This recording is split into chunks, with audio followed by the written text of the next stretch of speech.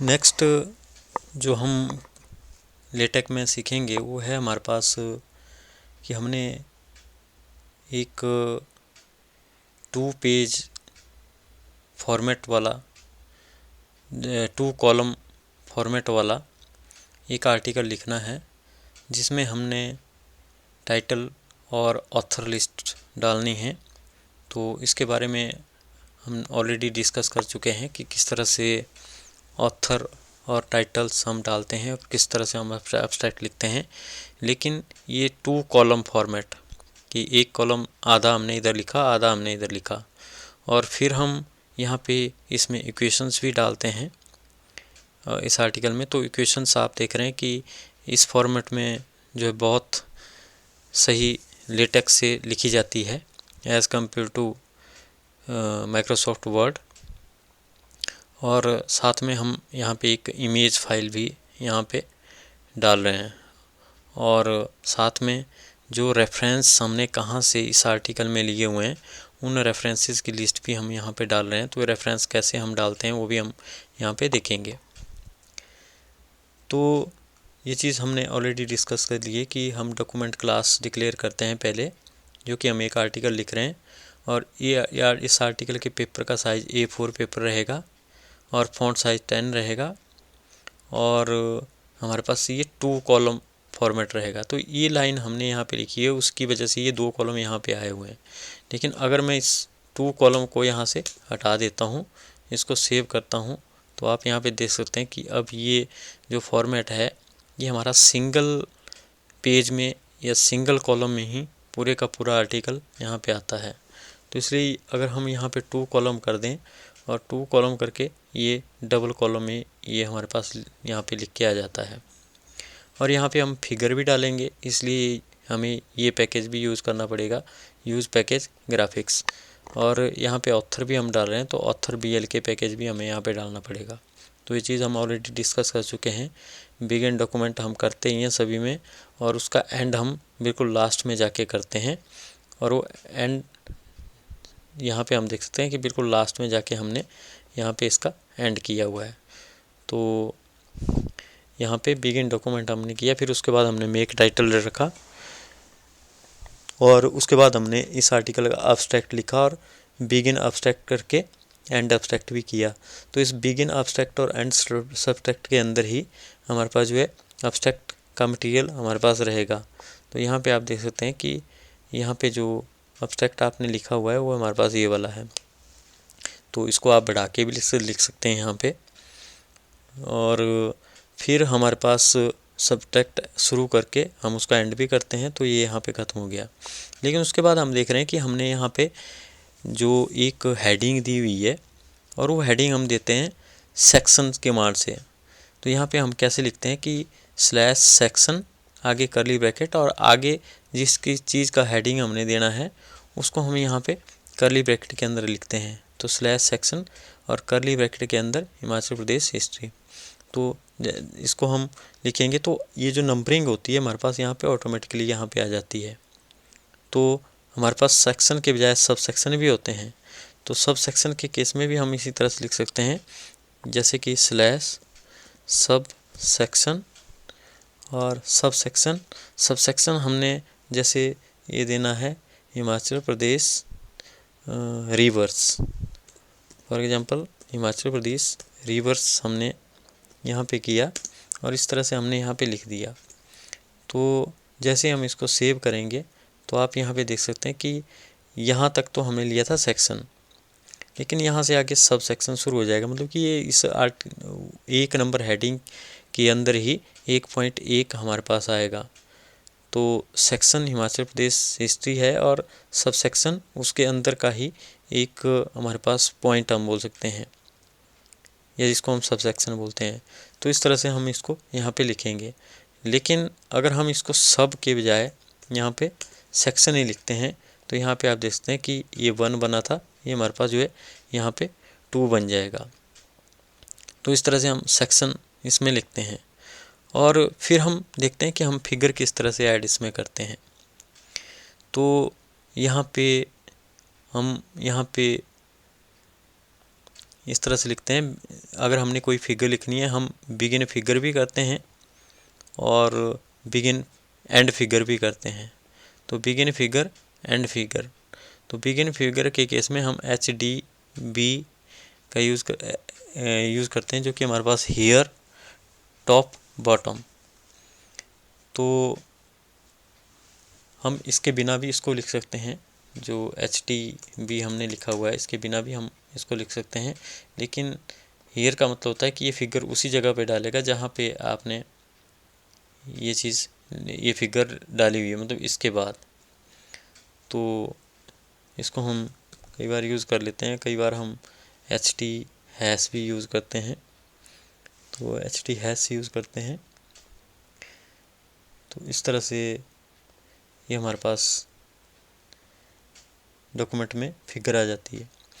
तो अब जो फिगर होती है कई हमारे पास सेंटर में आए, इसलिए हम यहाँ पे बिगिन फिगर के बाद सेंटरिंग भी लिखते हैं कि आपकी जो फिगर है वो हमारे पास कॉलम के या पेज के सेंटर में आए।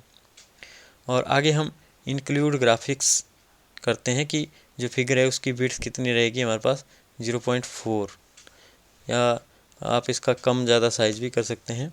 तो जैसे मैंने 0.45 यहाँ पे किया, तो आप देख रहे हैं कि फिगर का साइज़ जो है बढ़ गया।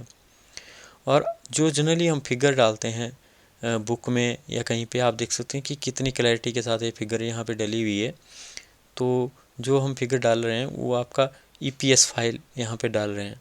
तो फिगर की जो EPS फाइल है वो कई सॉफ्टवेयर EPS फाइल जनरेट करते हैं। तो यहाँ पे JPG के बजाय हम EPS फाइल डालते हैं, और JPG को भी हम EPS में कन्वर्ट कर सकते हैं। तो यहाँ पे हमने logo.eps एक पिक्चर की फाइल है उसको यहाँ पे डाला हुआ है। और साथ में हम यहाँ नीचे कैप्शन भी दे देते हैं। तो जैसे हम लिखते हैं कि यहाँ पे फिगर का कैप्शन ये दिया हुआ, this is a simple image. तो इस कैप्शन को आप चेंज भी कर सकते हैं। आप क्या बोल सकते हैं इसको कि ये हमारे पास रेड कलर इमेज है, रेड कलर इमेज। तो जैसे हम इसको सेव करेंगे तो यहाँ पे लिखा जाएगा फिगर 1 रेड कलर इमेज। लेकिन यहाँ पे हमने देखा कि हमने कहीं भी फिगर 1 नहीं लिखा हुआ है। तो ये जो फिगर 1 है ये ऑटोमेटिकली हमारे पास आ जाता है। तो अगर हमने इस फिगर को रेफ़र करना है कहीं पे कि हमारे पास, तो हमने रेफ़र का नाम यहाँ पे सैम्पल रखा हुआ है। तो कहीं पे भी आपने जैसे रेफ़र करना है तो हम कैसे करते हैं इसको, REF और फिर कर्ली ब्रैकेट और REF के बीच में जो हमने यहाँ पे नाम दिया हुआ है सैम्पल, सैम्पल। तो हमारे पास सैम्पल यहाँ पे आ जाएगा। और जब हम इसको कंपाइल करेंगे तो हम क्या देखेंगे कि यहाँ पे हम लिखेंगे शेयर बॉर्डर्स विद। तो इसके फाइल में जाके जहाँ पे हमने शेयर बॉर्डर्स विद लिखा हुआ है तो वहाँ पे इस फिगर का रेफरेंस भी अपने आप यहाँ पे हमारे पास आ जाएगा।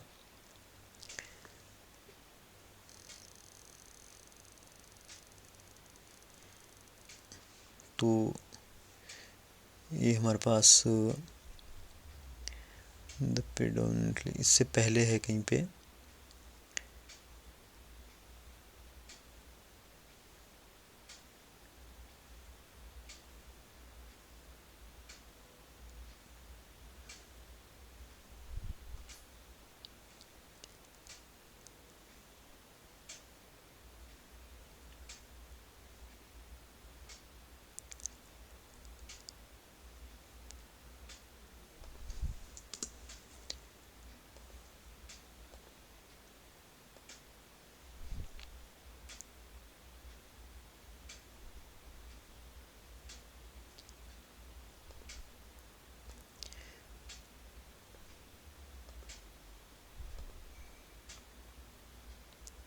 तो यहाँ पे जो हमने पहली फिगर डाली उसका हमने लेबल यहाँ पे सैंपल दिया। तो इस सैंपल का लेबल देखे तो यहाँ पे हमारे पास क्वेश्चन मार्क आ रहा है। तो यहाँ पे इसका रेफरेंस देने में लेबल में कहीं पे प्रॉब्लम है। तो हमने इसका नाम सैंपल दिया। तो जैसे हमने इसका नाम सैंपल दिया तो यहाँ पे ये जो क्वेश्चन मार्क है, इस क्वेश्चन मार्क की जगह हमारे पास ऑटोमेटिकली ही यहाँ पे ये देखो, अब यहाँ पे ठीक है। तो अब यहाँ पे बॉर्डर के बाद 1 हमारे पास यहाँ पे आ गया है। तो बॉर्डर के बाद यहाँ पे 1 आया, लेकिन हमें यहाँ पे फिगर लिखने की ज़रूरत पड़ेगी। तो जैसे हम यहाँ पे फिगर लिखेंगे तो अब यहाँ पे हमारे पास आ जाएगा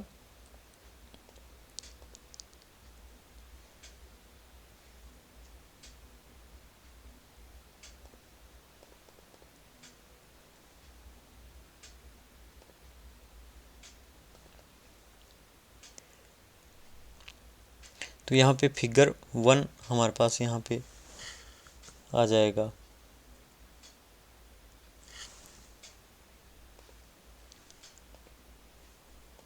तो ये कुछ कंपाइलेशन में प्रॉब्लम हो रही है, तो पहले अपने आप ठीक भी आ गया था।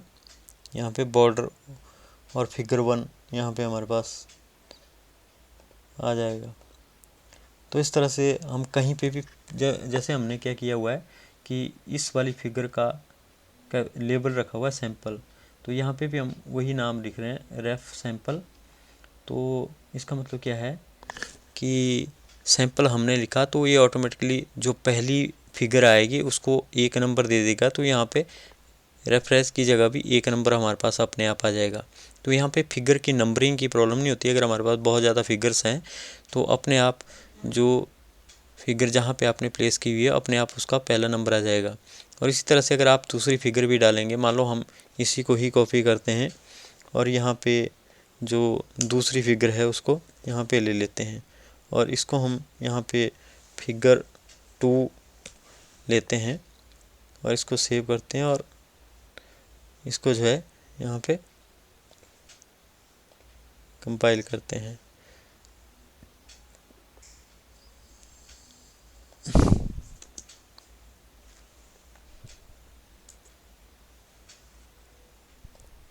तो इसको हम यहाँ पे 2 लेते हैं।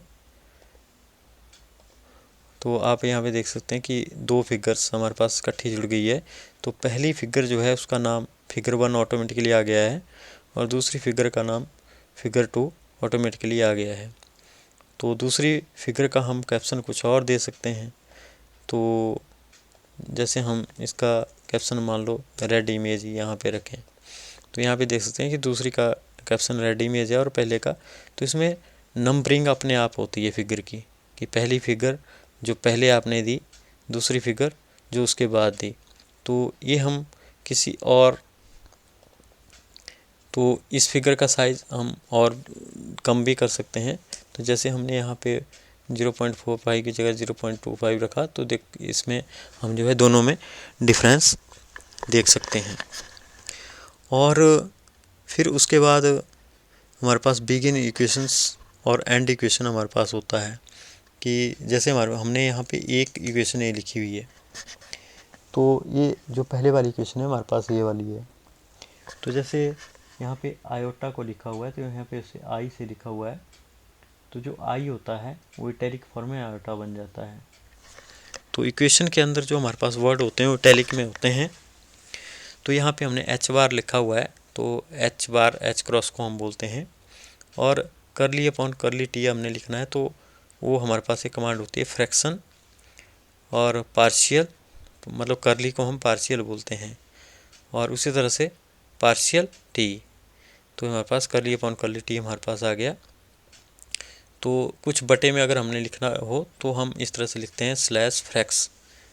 तो फिर हम 2 कर्ली ब्रैकेट लिखते हैं, उनके बीच में हमारे पास जैसे यहाँ पे हमने यहाँ पे मान लो टी लिखा, तो टी लिखा तो आप यहाँ पे देख सकते हैं कि आयोटा एच क्रॉस टी बटा कर्ली टी हमारे पास यहाँ पे बन गया। और आगे हमारे पास साई, पी एस आई को हम साई बोलते हैं, आर टी, और मैथ बी एफ।